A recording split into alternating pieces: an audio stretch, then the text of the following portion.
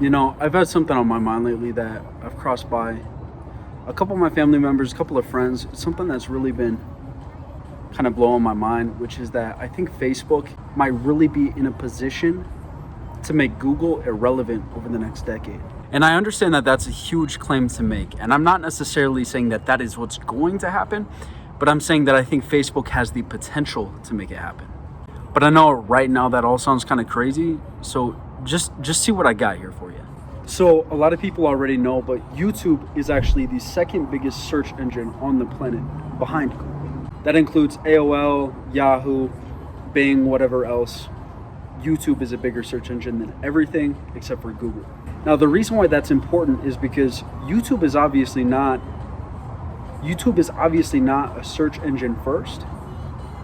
But even so, even being a social media platform, YouTube is the world's second biggest search platform. Well, we go back to Google and we say, what makes Google powerful? What is Google's bread and butter? It's obviously their search engine, right? It's obviously the fact that they can get ads and everything else that's kind of in their ecosystem off of having that search engine that everybody in the world uses. Now, one thing that I think is pretty interesting that nobody's really talking about is Instagram has come out and said in the last few months that they're going to be improving their search function. And to be honest with you, their search function as it exists right now is pretty ass. The search engine on Instagram right now is kind of more like a Control F like search function you'd use on a PDF than it is like a robust search engine. It's not really capable of making any logical inferences or in trying to find what you're looking for unless you type in exactly what you're looking for. And here's a paragraph from The Verge that I think actually makes the point pretty clear. Instagram's current keyword search is pretty hit or miss. However, it doesn't always pull up results universally or with relevant collections of photos. That's why Mosseri says the company is also expanding the number of terms that will pull up results, starting with English and then building out from there. What that's basically saying is that Instagram search, like I just said, is pretty trash right now. But Mosseri, the head over there at Instagram, is planning to expand that out over the next couple of months. And I forgot to put this in the original recording, but here's an example of how that new search works and what it looks like. Now, I don't think it's that far-fetched to say that if Instagram's search optimization that they're working on right now enhances user experience or enhances the amount of time that users are spending on the platform, that Facebook might also adopt that. And for anybody who doesn't know, Facebook actually owns Instagram. Facebook Incorporated owns both the Facebook platform and the Instagram platform. So I don't think it's that far-fetched to say that if Instagram finds good results with their new search engine technology, that Facebook might also follow suit with that. I mean, as it exists right now, Facebook's search engine is nothing crazy. It's nothing crazy robust. It's pretty much in line with what Instagram has right now. But still, I think even with that being said, that's not enough for Facebook and Instagram to potentially compete with Google in a big way, right? If Facebook and Instagram both optimize their own search engines, how is that going to allow them to compete with Facebook or even YouTube, the two biggest search engines in the world? Well, here's where I think things get pretty interesting.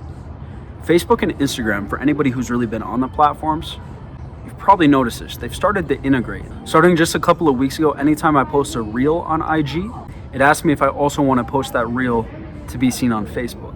Anytime you want to advertise or create a business account on Instagram, it's always trying to push you into making a Facebook account or into making a Facebook ad account. More or less what we've seen is Facebook and Instagram trying to integrate their ecosystems to make it one broader ecosystem. So potentially where I think things could get really interesting and we could start to see Facebook and Instagram competing with YouTube and Google on a search engine is if we continue to see these guys improve their search engines, their search technology like they're doing, and they continually start to integrate the ecosystems of content with one another like they're already doing. I mean, you could definitely see a world where Facebook and Instagram is essentially one ubiquitous ecosystem where you can post content on one platform and it's immediately seen on the other as well.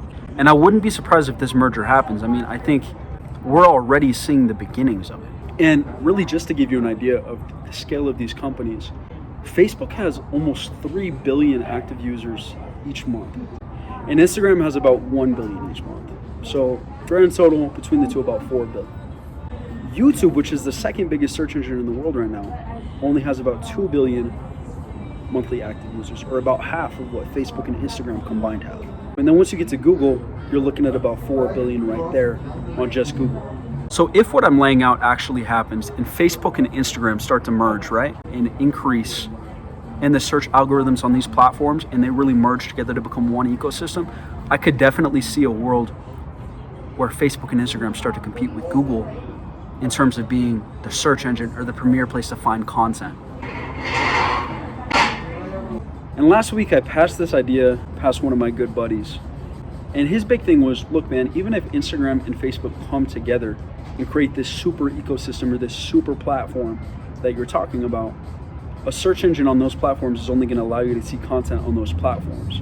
The web itself is never going to go away. And that's why Google is going to stay in power, because they have a hold on what the web is. And I agree. I don't think that the web over the next 5 to 10 years is going to go away at all. But I think you'd be misled to discount the fact that tech, as we've seen, tends to streamline itself over time.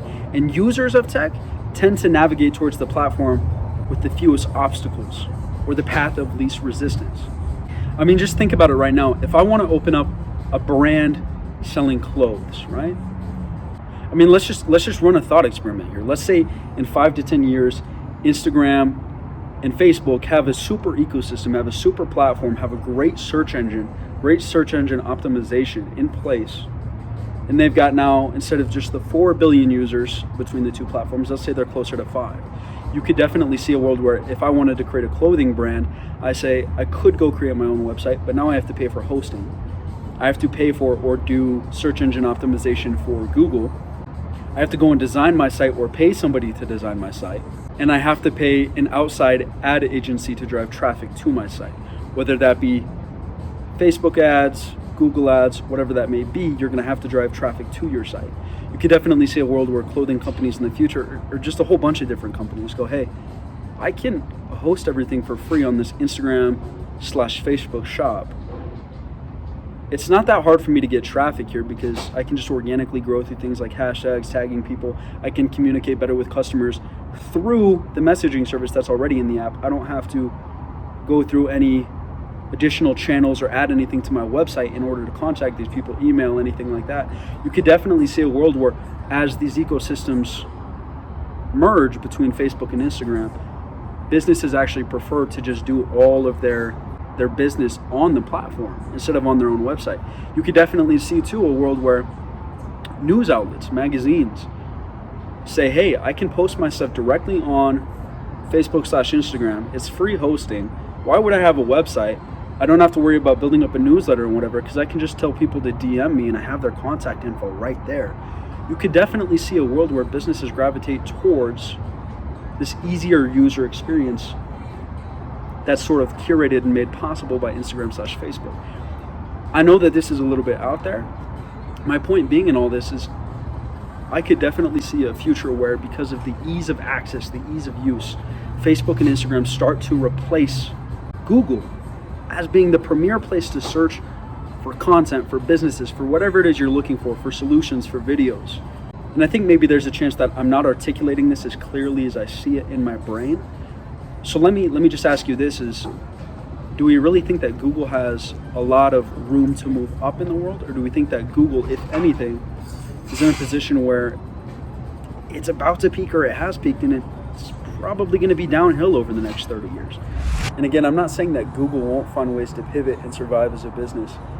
I'm simply saying I think Facebook and Instagram, if they execute well, I could definitely see a future where over the next 5 to 10 years, the web as we know it today is less relevant and Google is less relevant as a search engine because everything is available and made easy in one ecosystem through Facebook and Instagram.